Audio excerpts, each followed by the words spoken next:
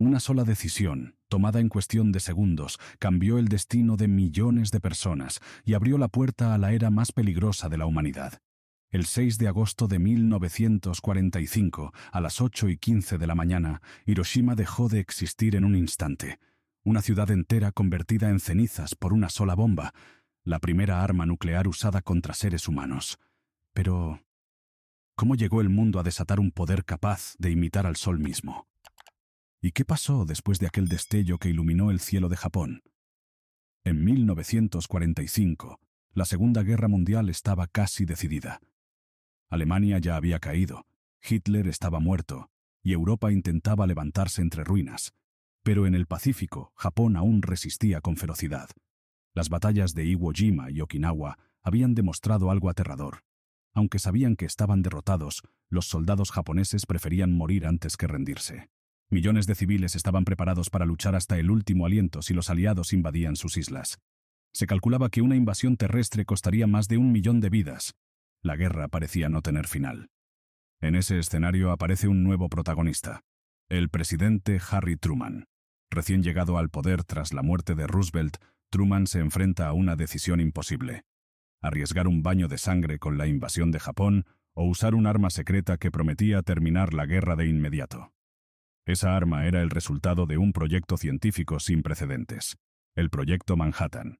Durante años, en los desiertos de Estados Unidos, un grupo de científicos liderados por Robert Oppenheimer había trabajado en algo jamás visto: una bomba capaz de liberar la energía del núcleo del átomo. El 16 de julio de 1945, en el desierto de Nuevo México, realizaron la primera prueba nuclear de la historia, la prueba Trinity. La explosión fue tan poderosa que Oppenheimer recordó un antiguo texto hindú y murmuró: «Me he convertido en la muerte, destructor de mundos». Con esa demostración, Truman entendió que tenía en sus manos un poder absoluto. Y apenas unas semanas después, en la conferencia de Potsdam, dio la advertencia a Japón: rendición inmediata o destrucción total. Japón no respondió, y la decisión quedó sellada, pero la bomba no solo iba a terminar la guerra, también iba a abrir la puerta al mayor miedo de la humanidad. Madrugada del 6 de agosto de 1945. En una base aérea de las Islas Marianas, el bombardero B-29 Enola Gay se prepara para despegar. Al mando está el coronel Paul, de apenas 30 años. Su misión: transportar y lanzar el arma más destructiva jamás creada. La bomba tenía un nombre irónico: Little Boy, el pequeño. Dentro del avión, la tripulación está tensa. Algunos no comprenden del todo lo que llevan a bordo, otros saben que el mundo cambiará para siempre después de esa misión. El destino: Hiroshima, una ciudad industrial y militar que hasta entonces había sido casi intacta por los bombardeos. Sus habitantes, acostumbrados a las sirenas de alarma, despertaron aquel lunes creyendo que sería un día normal.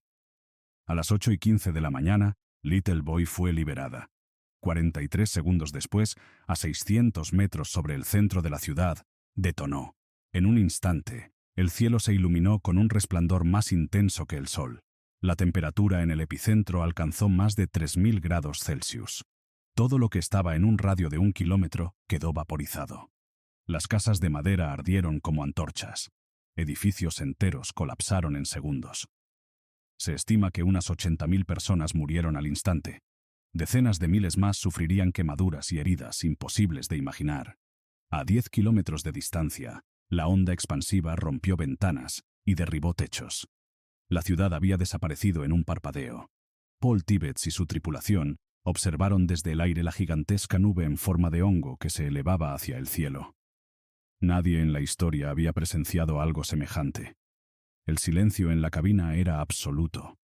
Habían cumplido su misión, pero lo que dejaron atrás no podía describirse con palabras.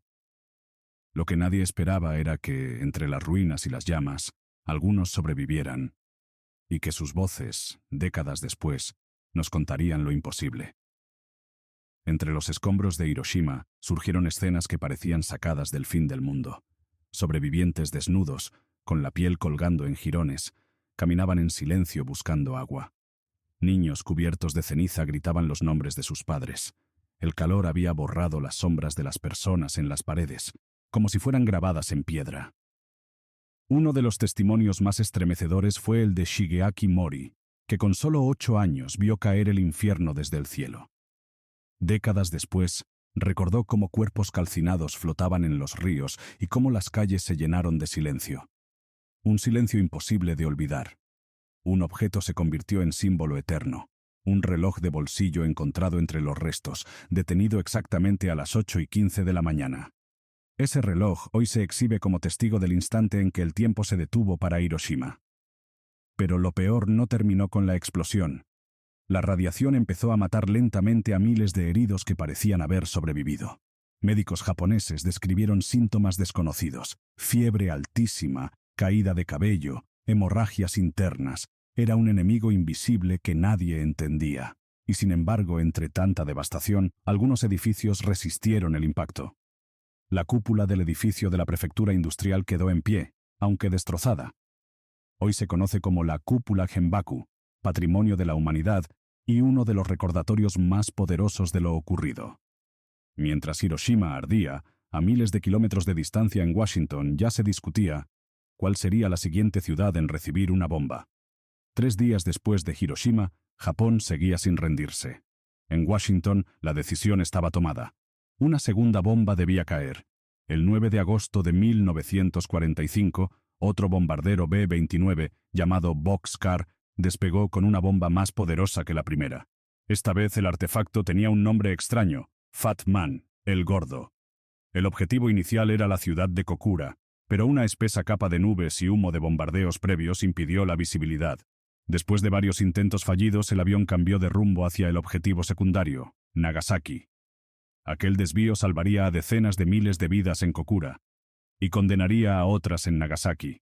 Por eso hasta hoy se la conoce como la Ciudad Afortunada, porque escapó por azar de la destrucción nuclear. A las 11:02 de la mañana, Fat Man detonó sobre un valle industrial en Nagasaki. La explosión fue aún más potente que en Hiroshima. En cuestión de segundos, más de 40.000 personas murieron instantáneamente. Los hospitales colapsaron. Los médicos atendían heridos en medio de la calle, sin medicinas, sin agua, sin electricidad. La ciudad quedó reducida a cenizas humeantes. El impacto fue tan brutal que incluso muchos líderes japoneses, que hasta entonces se resistían, comenzaron a aceptar que no había salida. Pero lo que casi nadie sabe es que, mientras las bombas caían, dentro del propio Japón se fraguaba un intento desesperado para evitar la rendición. Porque sí, incluso después de Hiroshima y Nagasaki, hubo quienes quisieron luchar hasta el final y estuvieron a punto de silenciar la voz del propio emperador. Tras Nagasaki, Japón estaba al borde del colapso total. El emperador Hirohito, una figura casi divina para su pueblo, tomó una decisión inédita: aceptar la rendición. Preparó un mensaje grabado en disco para ser transmitido por radio el 15 de agosto de 1945. Sería la primera vez en la historia que la voz del emperador llegara directamente a los ciudadanos. Pero no todos estaban de acuerdo. Un grupo de oficiales del ejército japonés consideraba la rendición una traición al honor nacional. Decidieron actuar. En la noche del 14 de agosto, irrumpieron en el Palacio Imperial en un intento desesperado de robar la grabación y evitar que se transmitiera. Era un golpe de Estado en plena derrota. Los conspiradores lograron incluso asesinar a algunos guardias y buscaron frenéticamente los discos con la voz del emperador. Pero no lo consiguieron. Funcionarios leales habían escondido la grabación en un lugar secreto, protegido a toda costa. Al amanecer, el intento de golpe fracasó. Los conspiradores se suicidaron siguiendo el código samurái, y el mensaje del emperador pudo transmitirse sin interrupciones. Millones de japoneses escucharon atónitos la voz de Hirohito diciendo que el país debía soportar lo insoportable para evitar la aniquilación total. El 15 de agosto de 1945, Japón se rindió oficialmente. La guerra más devastadora de la historia había terminado. Pero la rendición no cerró la herida. Para los protagonistas de aquellas decisiones, la carga moral sería insoportable y marcaría el resto de sus vidas. El presidente Harry Truman defendió hasta el final su decisión. Argumentaba que las bombas habían salvado cientos de miles de vidas al evitar una invasión terrestre. Pero, en privado, admitió que aquella era la decisión más dura que jamás había tomado. Hasta el último día de su vida llevó consigo la sombra de Hiroshima y Nagasaki. Robert Oppenheimer, el padre de la bomba atómica, tampoco volvió a ser el mismo. Tras la guerra, en una reunión con Truman, confesó con la voz quebrada: «Tengo las manos manchadas de sangre». Truman, molesto, lo consideró un hombre débil, pero Oppenheimer nunca pudo escapar de su propia frase tras la prueba Trinity: «Me he convertido en la muerte, destructor de mundos». Incluso los pilotos del Enola Gay sufrieron. Paul Tibbets, el comandante, aseguró públicamente que no sentía remordimientos, pero confesó que no podía dormir sin revivir la imagen de la nube en forma de hongo. Otros tripulantes cayeron en depresiones y sufrieron pesadillas constantes. Cumplieron órdenes, sí, pero sabían que lo que habían hecho no tenía precedentes en la historia humana. En Japón, miles de Hibakusha, los sobrevivientes de las bombas, vivieron con cicatrices físicas y emocionales que pasaron de generación en generación. Muchos fueron marginados por miedo a la radiación. Otros dedicaron sus vidas a contar lo ocurrido para que jamás se repitiera. El mundo había cambiado para siempre. La guerra había terminado. Pero lo que comenzaba era aún más inquietante. Hiroshima y Nagasaki marcaron el final de la Segunda Guerra Mundial, pero también el inicio de una nueva era, la era nuclear. Por primera vez en la historia, la humanidad descubrió que podía destruirse a sí misma en cuestión de minutos. Las bombas pusieron fin a un conflicto devastador, pero al mismo tiempo inauguraron la Guerra Fría, una época en la que el miedo a una aniquilación total se volvió parte de la vida cotidiana. Desde entonces, miles de cabezas nucleares se multiplicaron por el mundo, cada una con un poder muy superior al de las bombas que cayeron sobre Japón.